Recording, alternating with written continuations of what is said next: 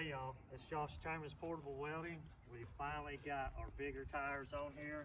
These are 295 75 22.5 Toyos M647. These tires has got like a semi-style closed shoulder. The last tires is all open shoulders, and man, I was wearing them out like crazy.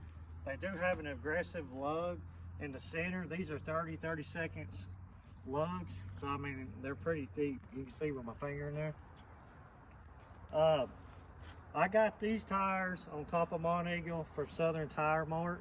They're a sister company of Pilot, and really good guys. I recommend y'all, if y'all going across Monteagle and need your 18-wheelers fixed or tires or whatever, stop in there and see them guys.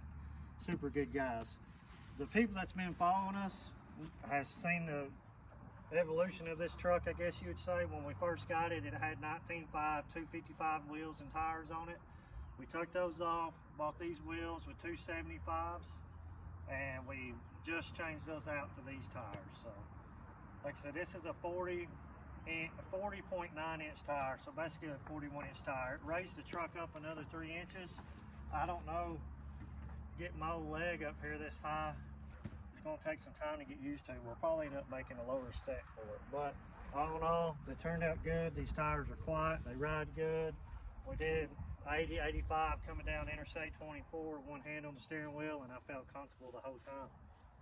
Other than that, I'm gonna go inside and see what Mama's got cooked for us. Let us know what you think of the new tire setup. One cool thing, and I might post a picture at the end of the video, is it filled the fender wells up. With the 275s, there's a lot of air gap here.